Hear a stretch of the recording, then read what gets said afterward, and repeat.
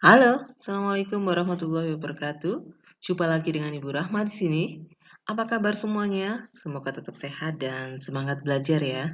Oke, masih di pelajaran simulasi digital. Kali ini kita masih melanjutkan materi tentang Excel. Pada pertemuan ini, kita akan membahas tentang fungsi if, VLOOKUP, dan HLOOKUP. Sebelum menerapkan fungsi if, kita harus memahami operator perbandingan terlebih dahulu. Oke, kalau pada pembelajaran terdahulu kita sudah belajar operator aritmetika, sekarang kita akan belajar tentang operator perbandingan. Saat dua nilai dibandingkan dengan menggunakan operator perbandingan Excel ini, hasilnya adalah nilai logika true atau false. Operator perbandingan yang pertama adalah equal atau sama dengan. Contohnya, 2 sama dengan 2, hasilnya adalah true, karena benar ya, 2 sama dengan 2. Yang kedua adalah greater than atau lebih besar dari. Di sini contohnya 2 lebih besar daripada 3. Hasilnya false. Karena 2 adalah lebih kecil daripada 3 ya. Berikutnya adalah less than atau kurang dari. Contohnya di sini 2 kurang dari 3. True ya, benar ya. 2 kurang dari 3. Berikutnya adalah greater than or equal to. Lebih besar atau sama dengan. Di sini contohnya 3 lebih besar sama dengan 3. Hasilnya true. Ya. Karena lebih besar dan sama dengan ya. Selanjutnya adalah less than or equal to. Kurang dari atau sama dengan. Di sini contohnya 3 kurang dari atau sama dengan 4. Hasilnya false. Karena 3 tidak sama dengan 4 ya. Yang terakhir adalah not equal to atau tidak sama dengan. Contohnya 2 tidak sama dengan 3 ya. Ini adalah operator perbandingan. Oke, selanjutnya kita akan menerapkan fungsi if. Fungsi if pada Excel akan melakukan evaluasi terhadap uji logika tertentu dan akan menghasilkan nilai true atau false. Nilai true adalah nilai di mana kondisi tersebut terpenuhi dan nilai false adalah nilai untuk kondisi yang tidak terpenuhi. Rumus dari fungsi if yaitu sama dengan if, logical test, value if true, dan value if false.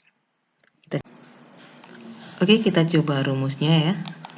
Sama dengan if logical test ya, tempatnya kita pakai logical testnya pakai B13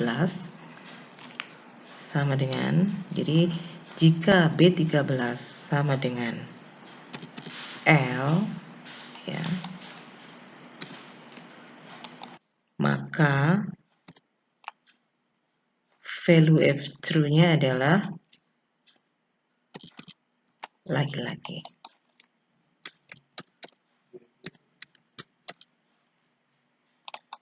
Jika tidak, atau value if false-nya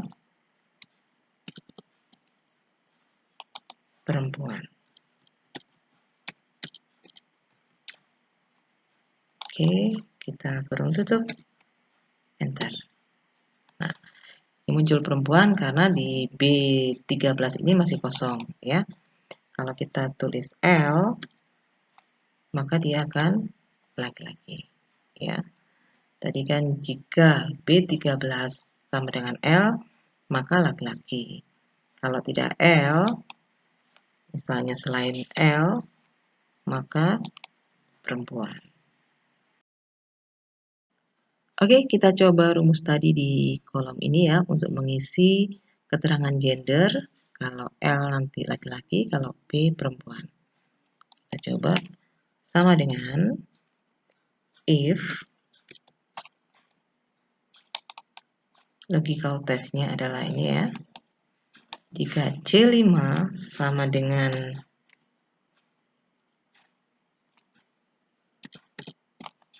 L, maka laki-laki ya. Jika tidak, value F false-nya adalah perempuan.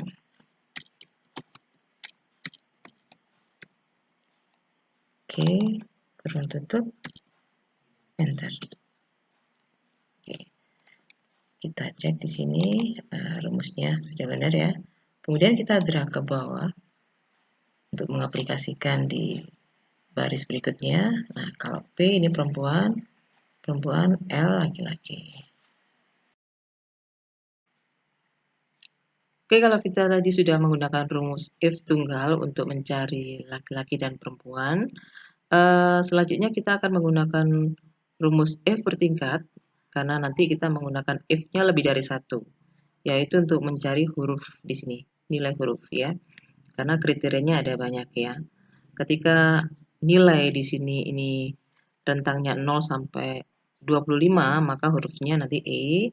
Ketika nilainya 26 sampai 45, hurufnya D. Ketika nilainya 46 sampai 65, nanti hurufnya yang muncul adalah C. Jika nilainya 66 sampai 85, nanti yang muncul adalah B. Dan 86 sampai 100 nanti nilainya adalah A ya. Kita akan membuat rumus di sini. Caranya adalah kita tulis sama dengan if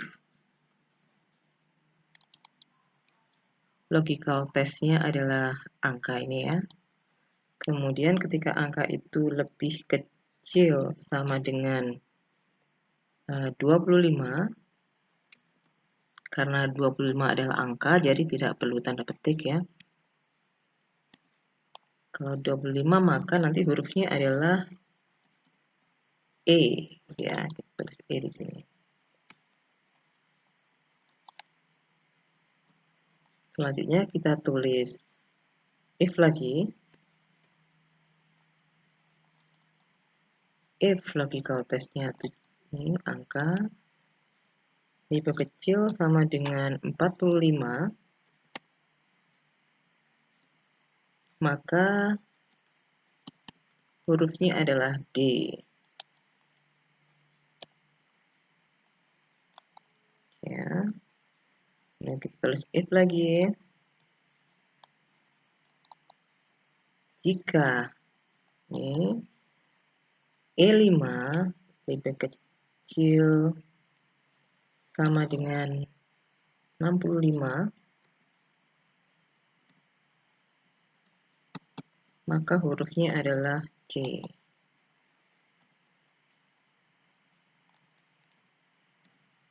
Kita tulis if lagi. Jika logical testnya lebih kecil sama dengan 85, maka hurufnya adalah B.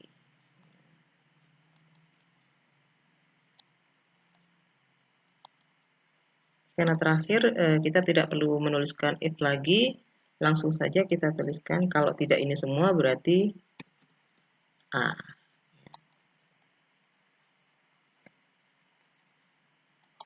Oke, kita kurung tutup, karena if-nya banyak, berarti kurung tutupnya harus sejumlah dengan if yang kita tulis.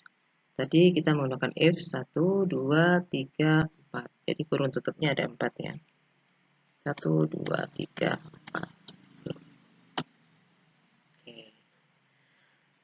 Jadi di sini adalah B ya. Rumusnya sudah benar ya. Kita drag ke bawah.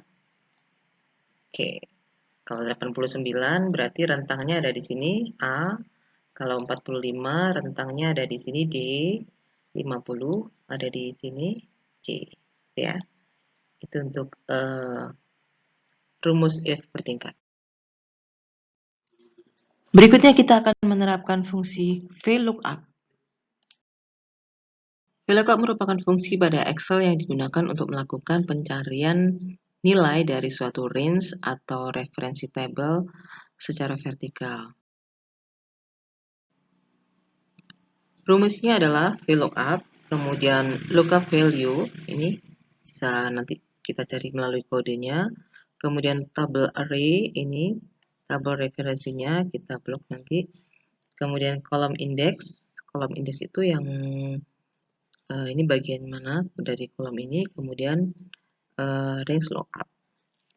Kita coba di sini ya, sama dengan VLOOKUP. Kita pilih ini, double klik.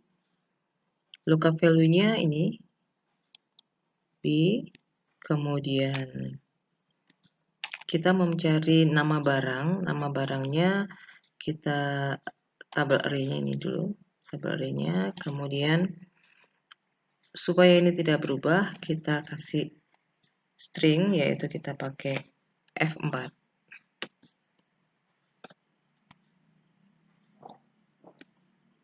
Setelah kita ini kunci supaya tidak bergerak, pakai F4, kemudian kolom indeksnya untuk nama barang ada di kolom kedua, jadi kita tulis 2 di sini. Setelah itu range lookup kita tulis false. Oke, kita enter. Nah, sudah muncul nama barangnya ballpoint. Untuk B sama ya, di sini B. Kemudian kita drag ke bawah. Oke. Untuk C nanti lem, kemudian D kertas. Udah sesuai dengan nama barang yang ada di sini. Begitu juga dengan harga. Kita coba untuk harga ya. Harga ada di kolom 3. Sama dengan VLOOKUP. Kemudian lookup value-nya adalah ini.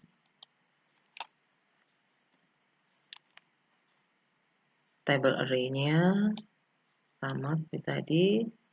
Kemudian kita kunci dengan menggunakan F4.